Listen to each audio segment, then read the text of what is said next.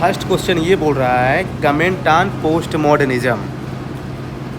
तो देखिए क्या है कि ये एज सच जो है ना कोई बड़ी आइडियोलॉजी नहीं है, पर क्वेश्चन इसलिए पूछा है यूपीएससी ने क्योंकि आज के टाइम पे जो चीज़ें रेलेवेंट रहती है ना क्वेश्चन उस पर यूपीएससी ज़्यादा पूछता है, तो इसलिए पूछा है।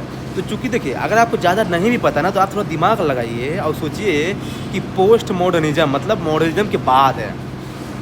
तो मतलब तो देखिए आज आपको पता है कि आज की जो सोसाइटी है ना बहुत ज़्यादा कम्प्लेक्स है। तो कम्प्लेक्स सोसाइटी में कोई एक चीज़ जो है ना रेलेवेंट नहीं होगी, बहुत सारी चीज़ें रेलेवेंट होगी, है ना।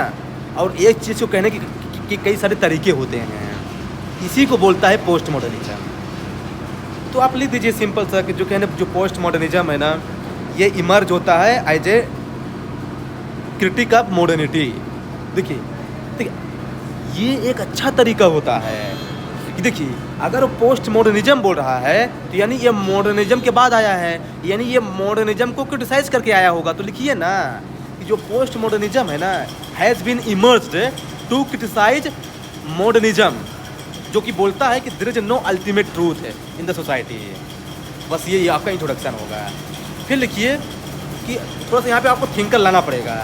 जैसे एक थिंकर है फूको बोलता है देखिए क्या है ना कि पावर आज के सोसाइटी में पावर एक आदमी के हाथ में नहीं है। बिजनेसमैन के पास भी पावर है, सिविल सोसाइटी के पास भी पावर है, एक आईएएस के पास भी पावर है। तो पावर जो है ना एक रिलेटिव्स है, आपको ये लिखना है। फिर सेकंड वाले में ये बोलना है कि एक डरीडा है थिंकर, है ना, वो बोलता है डीकंस्ट्रक्शन, मतलब कि जो एक चीज़ है ना उसका एक दूसरा पहलू भी है। मेल है तो फीमेल भी है, निगेटिव है तो पॉजिटिव भी है, ये बोल रहा है बेसिकली। तो आप थोड़ा सा यहाँ पर ये वाला पॉइंट आप ला सकते हैं बेसिकली। अब इसको मान लो करना है क्रिटिसाइज है, तो आप लिखिए ना देखिए क्या है ना कि ये जो पोस्ट मॉडर्निज्म है ये ज़्यादा ध्यान दे रहा है, जानते कहाँ पे? ये ज़्यादा ध्यान दे रहा है वहाँ पे क्या बोलते हैं रिलेटिव पे, कि हर चीज़ रिलेटिव्स है। लेकिन भाई कुछ चीज़ यूनिवर्सल भी होती है, जैसे ह्यूमन राइट्स है। अब ये भाई यूनिवर्सल है भाई, अब इसको कौन मना करेगा? तो ऐसे इसको क्रिटिसाइज कर सकते हैं। कंक्लूजन की बात करें तो वही देखिए क्या है ना कि जो पोस्ट मॉडर्निज्म है ना ये हर तरह के कल्चर को एक साथ लेके चलने की बात कर रहा है, यानी मल्टी कल्चरल सोसाइटी की बात कर रहा है। और वो आज के टाइम पे बहुत ज़्यादा रेलेवेंट है, तो पैसा ले आप इसको लिख सकते हैं। क्वेश्चन नंबर 2 की बात करते हैं। Political ideology is primarily concern with allocation and utilisation of power, right. तो देखिए इसमें क्या है ना आप सीधे लिख दीजिए कि जो पॉलिटिकल आइडियोलॉजी है ना ये इसका जो मेन थीम है ना वो स्टेट ऑफ पावर ही है, राइट। जो ये बताता है कि किसके पास पावर स्टेट में है और कैसे पावर को यूज़ करना चाहिए, बस ये आपको लिखना है। फिर आप इसका फर्स्ट पार्ट है एलोकेशन ऑफ पावर, मतलब पावर किसके पास है। तो लिखिए ना कि लिबरलिज्म में पावर इंडिविजुअल के पास है, सोशलिज्म में पावर डेमोक्रेटिक स्टेट के पास है, मार्क्सिज्म में पावर कम्युनिटी के पास है, राइट। और फासिज्म में पावर किसके पास है? किस स्टेट के पास है, लेकिन वो स्टेट अप्रेसिव स्टेट है। ये आपको लिखना है हर मतलब ज़्यादा नहीं, ज़्यादा एक्सप्लेन नहीं करना है, बस एक एक लाइन लिखना है। फिर लिखिए कि यूटिलाइजेशन ऑफ पावर, तो पावर का यूज कैसे किया जाता है? पॉलिसी को बनाने में, लॉ को बनाने में, वेलफेयर स्कीम को इम्प्लीमेंट करने में, है ना, लिबर्टी को प्रोटेक्ट करने में। बस हो गया, यही 3-4 पॉइंट लिखना है।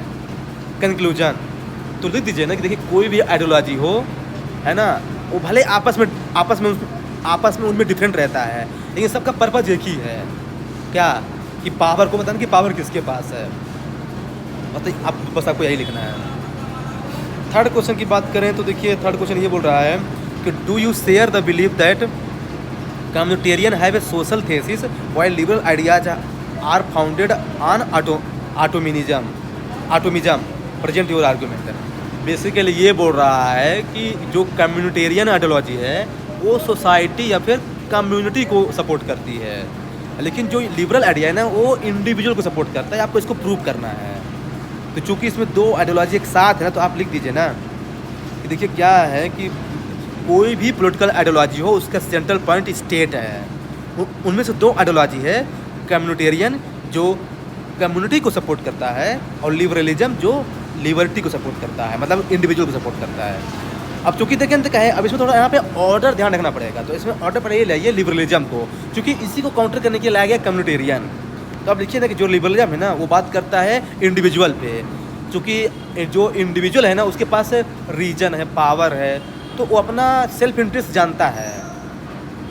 इसलिए कहना इंडिविजुअल ज़्यादा ज़रूरी है स्टेट से। या फिर सोसाइटी से, ये बोलता है। लेकिन बाद में जानते क्या है, बाद में इसको काउंटर किया गया है इसके द्वारा, कम्युनिटेरियन के द्वारा। बोलते कि नहीं भाई जो है ना, क्योंकि इंडिविजुअल से बड़ा स्टेट होता है, क्योंकि जानते क्या स्टेट में बहुत सारे लोग एक साथ मिलके होते हैं ना, तो उससे वो ज़्यादा ज़रूरी है। मतलब सोसाइटी जो है ना ज़्यादा ज़रूरी है इंडिविजुअल से। और इसी चीज़ को कहा है किसने, अरिस्टोटल ने, मैन इज सोशल एनिमल। ये ऐसे आपको लिंक करना पड़ेगा, ये आपको लाना पड़ेगा यहाँ पे बेसिकली, है ना। फिर इसमें आप लिख सकते हैं क्या, ये इसमें क्या बोलते हैं, कंक्लूजन।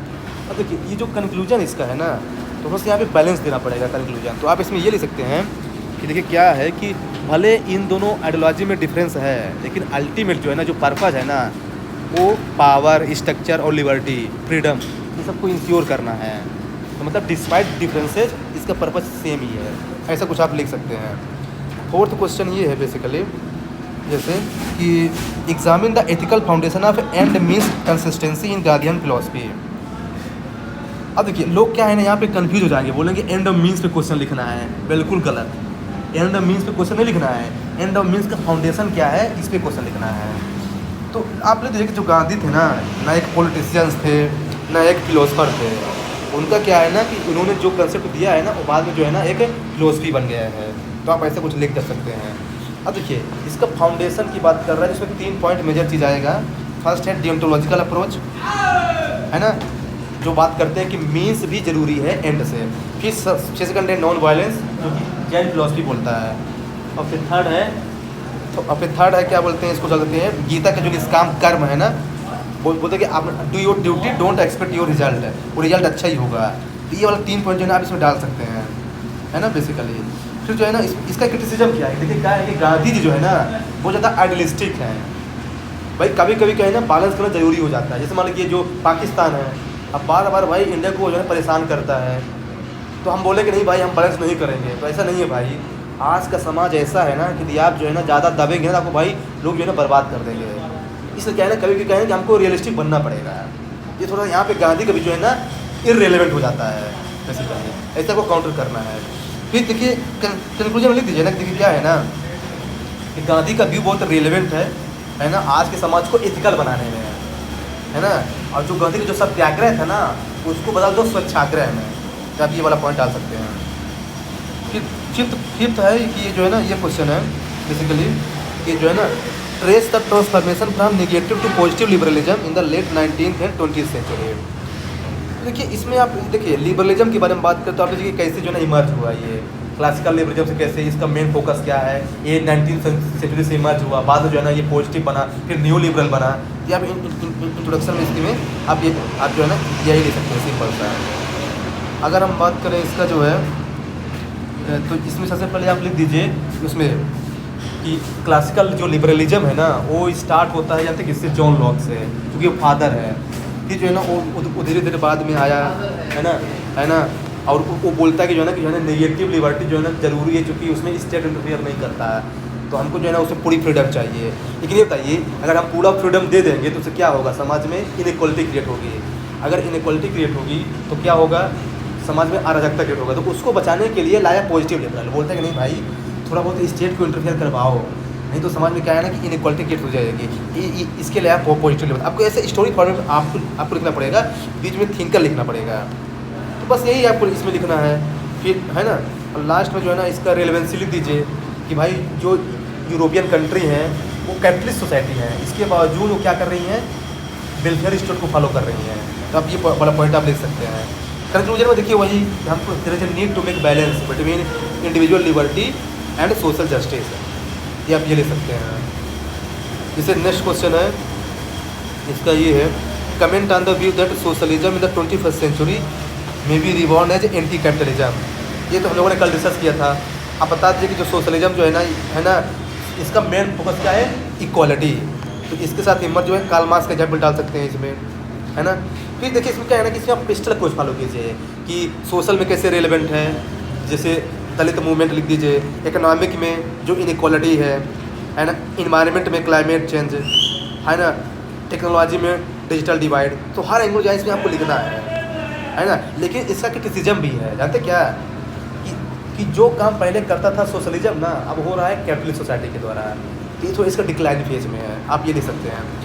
कंक्लूजन में आप ये लिख सकते हैं कि क्या है ना कि देखिए कि जब तक कैपिटलिज्म रहेगा समाज में तो सोशलिज्म का रेलेवेंस रहेगा ही।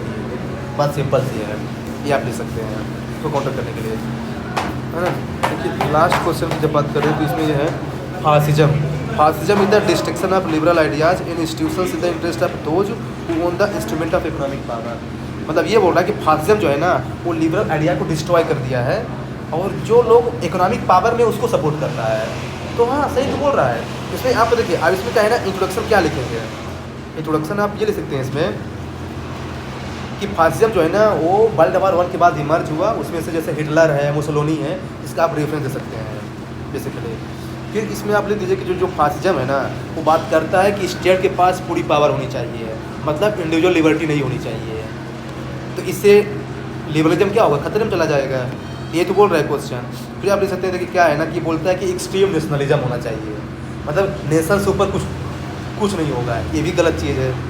फिर इसका सेकंड पार्ट है कि इकोनॉमी को कैसे पूरा, हाँ जैसे आप ये भी सकते हैं जैसे वर्ल्ड बैंक है, IMF है, इसमें क्या है कि जो वेस्टर्न कंट्री का डोमिनेंस है, तो आप ये भी लिख सकते हैं यहाँ पे कि इनका जो ना अपोज करते हैं। फिर इसमें आप लिख सकते हैं कि है ना कि इकोनॉमिक ये उनको सपोर्ट करते हैं जो इंडस्ट्रियलिस्ट हैं, तो मतलब ये सोशलिज्म को अपोज कर रहे हैं इनडायरेक्टली, तो आपको ये लिखना पड़ेगा। क्रोनिक कैपिटलिज्म वगैरह जो है ना ये सब हो रहा है जो समाज में ना वो है कंटेम्प्रेरी, मतलब वही कंक्लूजन में आप लिख सकते हैं। देखिए क्या है ना कि जो आज के टाइम पे जो है ना फासिज्म को हम देख सकते हैं अथॉरिटेरियन के फॉर्म में, जैसे चाइना पूरा पावर अपने पास रखा हुआ है, ये जो है ना आप इसका डाल सकते हैं कि आज टाइम में वहाँ रेलेवेंट है, ये जो है ना डाल सकते हैं बेसिकली यही है इसमें, है ना, मैंने शॉर्ट में बता दिया है।